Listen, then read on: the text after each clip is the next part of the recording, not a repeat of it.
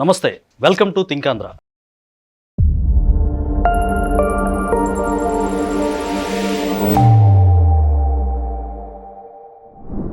ఇప్పుడు మనతో ఉన్నారు ప్రముఖ రాజకీయ విశ్లేషకులు అడుసుమూరి శ్రీనివాసరావు గారు. వారిని అడిగి ఈరోజు ఒక ఇంపార్టెంట్ విషయాన్ని డిస్కస్ చేసే ప్రయత్నం చేద్దాం. సార్ నమస్కారం. సార్ నమస్కారం అండి. వైసీపీ అధినేత జగన్మోహన్ రెడ్డి గారికి అలాగే ఆ పార్టీ నాయకులకి గూగుల్ అంటే చాలా కక్షలాగా అనిపిస్తూ ఉంది. దానికి కారణమే సోమిరెడ్డి చంద్రమోహన్ రెడ్డి గారు ఒక సంచలనమైన వ్యాఖ్య చేశారు. గూగుల్ అంటే జగన్మోహన్ రెడ్డికి భయం, ఎందుకంటే 6093 కొడితే జగన్మోహన్ రెడ్డి బండారం మొత్తం బయటకు వస్తుంది. అలాగే గూగుల్ టేక్అవుట్ ద్వారా వైఎస్ వివేకానంద రెడ్డి హత్యని తేల్చారు. అందుకే గూగుల్ మీద వచ్చే పెట్టుబడుల మీద, లోకేష్ గారి మీద, కూటమి ప్రభుత్వం మీద ఏడ్చి చేస్తున్నారని చెప్పి ఆయన ఒక సంచలనమైన వ్యాఖ్యలు చేశారు. సో ఎందుకు నిజంగానే గూగుల్ అంటే జగన్మోహన్ రెడ్డికి, ఆ పార్టీ నేతలకు ఎందుకు భయం? ఇప్పుడు వాళ్ళకి ఏంటంటే ఒక్కొక్కరికి ఒక్కొక్క ఫోబియా ఉంటుందండి. ఇప్పుడు వాళ్ళకి చంద్రబాబు ఫోబియా ఉంది. వాళ్ళకి వాళ్ళ నాన్నకు కూడా ఉండేది, జగన్మోహన్ రెడ్డి వాళ్ళ నాన్నకి ఉందంటారా సార్? జగన్మోహన్ రెడ్డి వాళ్ళ నాన్నకు కూడా ఉండేది ఫోబియా. అందుకనే బయటపడదా? బయటపడబోతుంది, బయటపడ్డాడు కదా. సుప్రయత్నాలు చేసి అందరినీ దారిపోయి వాళ్ళందరినీ పోగేసుకొచ్చి ఎలక్షన్ నిలబడి మొత్తం మీద కుట్రలు కుతంత్రాలు రకరకాలు ఏది వీలైతే అది ఎలక్షన్ కమిషన్ కూడా వాడుకుని దెబ్బ కొట్టారు. 2009 అయితే దానికి అంతకు మించి చేశాడు. ఏంటండి ఇప్పుడు జగన్మోహన్ రెడ్డి తనకి వారసత్వంగా వచ్చి అతను చంద్రబాబు ఫోబియా ఉంది అతనికి. అతనికి ఆ ఫోబియా అంటే ఒక రకమైన భయం లాంటిది. దాంతోపాటు కక్ష కూడా ఉంది. ఎందుకంటే ఫోబియా వల్ల పుట్టుండొచ్చా కక్ష?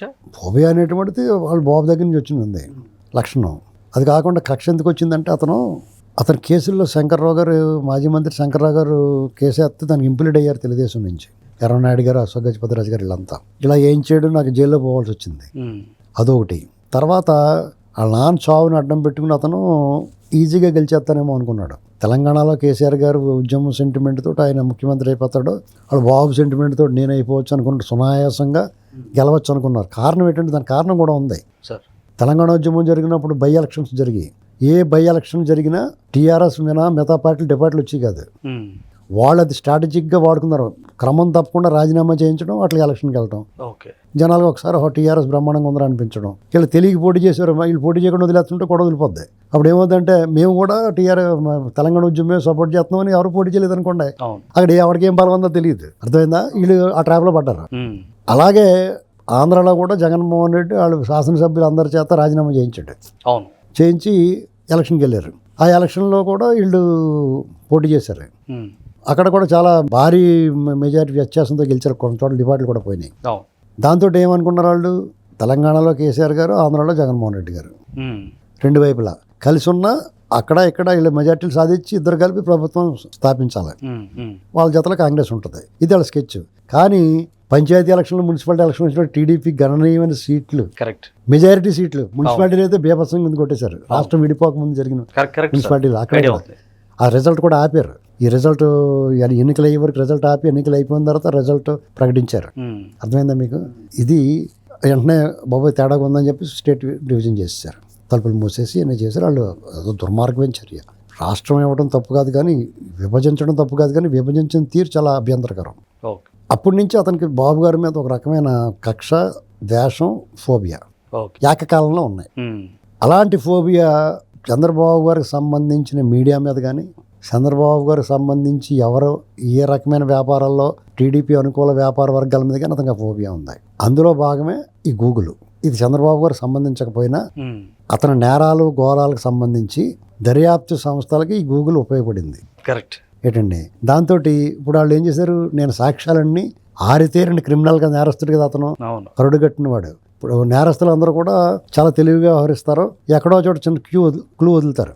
ఏదన్నా లేదనుకోండి, ఏ క్లూ వదలకపోయినా నేరస్తుడు ఎలా దొరుకుతాడంటే, ఒక మర్డర్ చేసేయడం అనుకున్నాడు, ఎవరికి ఏం తెలియకుండా ఆధారం లేకుండా కుక్కలు స్నిప్పర్ డాగ్స్ కూడా పట్టుకోకుండా అతను తప్పించుకోగలిగాడు అనుకో, ఆడికి ఒక ఆసక్తి నలిపేస్తా ఉంటుందండి, నరం మీద కురుపులాగానే. ఏం జరుగుతుందని చూడటానికి వస్తాడు, అప్పుడు దొరుకుతాడు.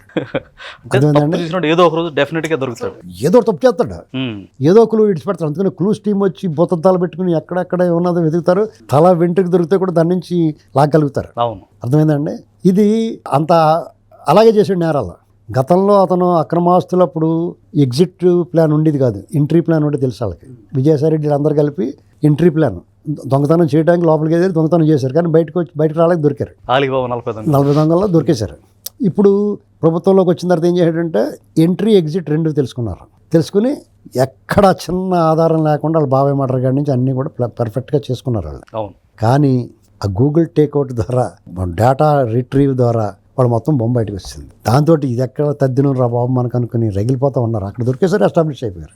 ఆటోమేటిక్గా గూగుల్ అని పేరు చెప్తే ఉలిక్కి పడతారు వాళ్ళు. జగన్మోహన్ రెడ్డి పడుకున్నప్పుడు గూగుల్ అన్నారు, మీరు వెళ్ళి ఎగిరి గొంతేస్తాడు, ఎగిరి పడతాడు పైకి. సరే, వాళ్ళు ఎక్స్పెక్ట్ చేయలేదా ఆ నేరాలు చేసేటప్పుడు? మీరు ఎగ్జిట్ తెలుసుకున్నారు కదా, ఎన్ని ఉంటాయని తెలిస్తే ఇంకా దారుణంగా దాన్ని జాగ్రత్త పడదురు. ఈ రకంగా దాన్ని రిట్రీవ్ చేస్తారో, వాట్సాప్ మనం డిలీట్ చేస్తే సరిపోద్ది అనుకుంటారు వాళ్ళు. కానీ దాన్ని లాగచ్చు అని చెప్పేసి వాళ్ళకి ఐడియా లేదు అప్పుడు. ఇప్పుడు దానివల్ల వాళ్ళు ఏంటంటే అవినాష్ రెడ్డి వీళ్ళందరూ బొమ్మ బయటకు వచ్చింది. పైగా ఒక అతను బయటకు వచ్చి దస్తగిరిని అతను వీళ్ళ బొమ్మ అంతా చెప్పాడు. క్లియర్ కట్ ఏంటండి. అలాగే జగన్మోహన్ రెడ్డి ఈ మధ్య దాంట్లోనూ లేకపోతే అతని నేరాలు మొత్తం అంతా బయటకు వచ్చినాయి. పైగా 6093 ఏదో కొడితే జగన్మోహన్ రెడ్డి పేరు రావటం, చెంత అవినీతి కూడా ఎవరంటే ఇంకెవరో మీ ఓడే అని చెప్పి వాళ్ళు చెప్పడం, ఇవన్నీ కొంచెం బాధగా ఉంటుంది వాళ్ళకి. అదొక ఎత్తు అయితే ప్రపంచం అంతా ఆంధ్రప్రదేశ్ వైపు చూస్తుంది. ముఖ్యంగా లోకేష్ గారికి క్రెడిట్ పోతుంది. ఖుషి చంద్రబాబు నాయుడు గారి ఇమేజ్ ఉంటుంది. ఆయన ఇన్వెస్టర్స్ ఫ్రెండ్లీ మనిషి. అది చరిత్ర చెప్పిన సత్యం, చరిత్ర నిరూపితం. అది హైదరాబాద్, సైబరాబాద్, మైక్రోసాఫ్ట్ ఇలాంటివన్నీ. కాబట్టి అతనికి ఒక వెసులుబాటు ఉంది. దావోస్ వెళ్ళినా ఎక్కడికి వెళ్ళినా ప్రపంచం అంతా బాబు గారు అంటే తెలుస్తుంది. ఒక చిన్న రాష్ట్రం ముఖ్యమంత్రిని ప్రపంచం గుర్తుపెట్టుకోవడం అంటే అది నా సామాన్యమైన విషయం కాదు. ఆ క్రెడిబిలిటీ, ఆ క్రెడిట్ చంద్రబాబు నాయుడు గారికి ఉంది. అది కొడుకుని ట్రైన్ చేసుకున్నాడు. లోకేష్ గారు కూడా దాన్ని అందిపుచ్చుకున్నాడు. మనం జీవితంలో ఒక అచీవ్మెంట్ ఉండాలి. రాష్ట్రానికి ఏదైనా చిన్న వయసులో అతనికి రావటం అదృష్టం. అతను పూర్తిగా సహకారం పవన్ కళ్యాణ్ గారు. వాళ్ళు కలిసిమెలిసి పనిచేసుకుంటున్నారు. మోడీ గారు అంతకన్నా బాగా సహకరిస్తున్నాడు. లోకేష్ గారిని అయితే ముద్దులేటేసుకుంటున్నాడు. చిన్నపిల్లలు ముద్దెట్టుకుంటూ అలాగే. ఇలాంటి పరిస్థితుల్లో వీళ్ళ కడుపు జగన్మోహన్ రెడ్డి ఏమనుకున్నాడు, నేనే వాళ్ళకి కేంద్రంలో ఉన్న పెద్దలకు నేను దగ్గర, నేను ఏం దుర్మార్గం చేసినా వాళ్ళు సహకరించిన మాట వాస్తవం. గత 5 ఏళ్ళు అతనికి ఆ సంబంధాలు అలాగే కొనసాగుతాయి అనుకున్నాడు. అది కొంతవరకు ఉన్నా వాళ్ళు ఈ మసిగొడ్ని ఎందుకు ముట్టుకుంటారండి? వాళ్ళ బట్టలకు మసి అయిపోద్ది కదా. పైగా మంచి పేరు వస్తుంది. మంచి జాతి ఉంటే ఓ పక్కన మంచి, ఓ పక్కన చెడు. చెడుని సావాసం చేయడానికి ఇష్టపడతాడు ఎవడన్నా? మంచివాడు సావాసం చేయడానికి ఇష్టపడతాడా? సజ్జన సాంగత్యం కోరుకుంటాడు కదా ఎవడన్నా. మంచి పేరు వస్తున్నాడు. రాజకీయంగాను వ్యక్తిగతంగాను పరువు ప్రతిష్ట పెరుగుతుంది. మా పార్టీ పరంగా రాజకీయంగా మంచి ఫలితాలు వస్తున్నప్పుడు సజ్జన సాంగత్యమే చేస్తాడు ఎవడన్నా. ఈ దుష్టజన సాంగత్యం ఎందుకు చేస్తారు? వాళ్ళకి తప్పని పరిస్థితుల్లో అనివార్య కారణాల వల్ల టీడీపీ చంద్రబాబు గారి మీద ఉన్న ఒక రకమైన విభేదాల వల్ల అతనితో ఏమన్నా సహకరించవచ్చు. ఆ సహకారం ఇప్పుడు కూడా కొనసాగాలని అతను కోరుకోవడం అర్ధరహితం. ఏంటండి, వాళ్ళు ఒకవేళ చూడనట్టు వదిలేసినా ఇక ముందు కొనసాగించరు. ఇవన్నీ బయటకు వచ్చేటప్పుడు ఒక రకమైన ఉక్రోషం వచ్చింది. దానితోటి ప్రజలందరూ కూడా అతను చీగొట్టి, మామూలు పరాజయము పరాభవం కాదండి, ఘోర పరాభవము పరాజయము అతను గిఫ్ట్గా ఇచ్చి ఆచూకీ ఆనవాళ్ళు లేకుండా చేశారు. ఇవన్నీ కలిపితే అసలే కోతి కళ్ళు దాగింది, ఆ పైన నిప్పు తొక్కింది, చివరగా తోక ఆ రెండాట్ల మధ్యన ఇరుక్కుందా అనుకోండి, ఏం చేస్తుంది? ఆ స్థితిలో ఉంది ఆ పార్టీ. ఎగురు గొంతులేద్దామన్నా తోక అందులో ఇరుక్కుంటుంది కదా. అలాంటి పరిస్థితిలో ఉన్నాడు అతను. మరి అతనికి ఇలాంటి ఉక్రోషం వచ్చి తన ముఠాలని విషం చెమ్మని చెప్పకపోతే ఏం చెప్తాడు? The same old strategy. కులం మీద ఎడుతున్నారు చూడండి వరుసగానే. కుళ్ళ కుక్కలు కొన్ని వచ్చి మొరుగుతున్నాయి. ఒక ప్రధాన సామాజిక వర్గం, కమ్మ సామాజిక వర్గం మీద ఏడ్చినట్టు ఉన్నారు. వాళ్ళు ముఖం పగులుద్దులని ఏం ఊరుకోమేమి చూస్తా ఏం ఊరుకోం.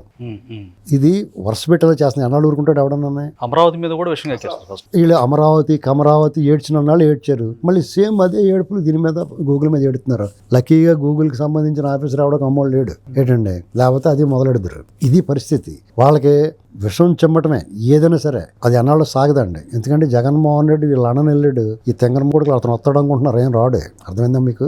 అక్కడే ఉండిపోతే ఏం చేస్తారు? వీళ్ళు కొనాళ్ళు అరుచుకుని వాళ్ళు నోరు మూసి కోరుకుంటారు. ఎన్నాళ్ళు ఎడుతు మళ్ళీ వీళ్ళకి తగ్గవాడు ఎవడో కాలగేడు ఎవడన్నా వస్తాడు, అంకలు పోతారు. అప్పుడు దాకా మూసుకుని కూర్చుని ఈ ప్రభుత్వం ఇచ్చే పథకాలు అందుకుంటా సిగ్గు లేకుండానే. మీకు అంత కోపం ఉండి, అంత విషం చెమ్మి, అంత ద్వేషం ఉంటే ఆ పథకాలు తీసుకోకూడదు.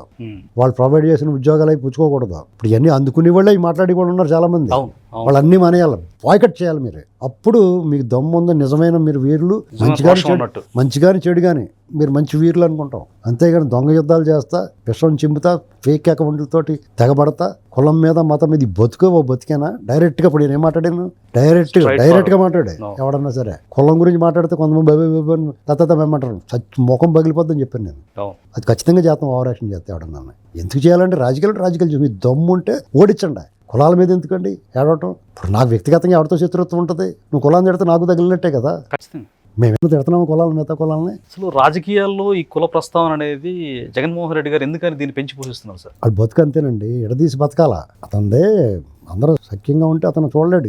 ఏదో విషయం చెప్పాలా, కులాల మధ్య ఇచ్చి పెట్టాలా, మతాల మధ్య ఇచ్చి ఇప్పుడు ఏ పర్టికులర్ కులం కమ్మ కాపుకి పెడతారో వాళ్ళిద్దరు బాగా కలిసి ఉంటున్నారు, అది చూడలేకపోతున్నారు వాళ్ళు. మరి దళితులకి కాపులకి పెడతారు. మీరు చూడండి కావాలి, తూర్పు గోదావరి జిల్లాలో దళితులకి కాపులకి, మధ్య కోస్తాల్లో కమ్మారికి కాపులకి, ఈ మధ్యలో ఎవడో ఒకడు వస్తాడు నేను కాపు నాయకుడిని అంట, ఆ నోటికి వచ్చిన ఎవడో ఇద్దరు దెబ్బలాడుకుంటారు, వాళ్ళు ఏదో గొడవలు ఉంటారు, రంకు పురాణం, దాని కులాలకు ఆపాదిస్తా మాట్లాడతా సిగ్గులేనాడు. మాట్లాడితే ఏళ్ళు వెళ్ళిన తర్వాత అంత ఏజ్ వచ్చిన తర్వాత మాట్లాడచ్చు అలాంటి మాటలు ఎవడన్నా తప్పు కదా. చాలా తప్పు. ఇప్పుడు ఆ వ్యక్తుల మీద ఆడు శిక్షించండి, వాడిని కఠినంగా శిక్షించండి, ఇటువంటి వాళ్ళు సమాజంలో తిరగకూడదు, బయట లోపల పెట్టండి అని అడగచ్చు. మేము మద్దతిస్తాం, సమాజంలో ఉన్న అందరూ కూడా మద్దతిస్తారు. అంతేగాని కులం పేరేటి బుద్ధి లేని అథవా ఏంటండి, ఇలా ఏడ్చి వస్తున్నారు అంతా. అదండి. Thank you sir.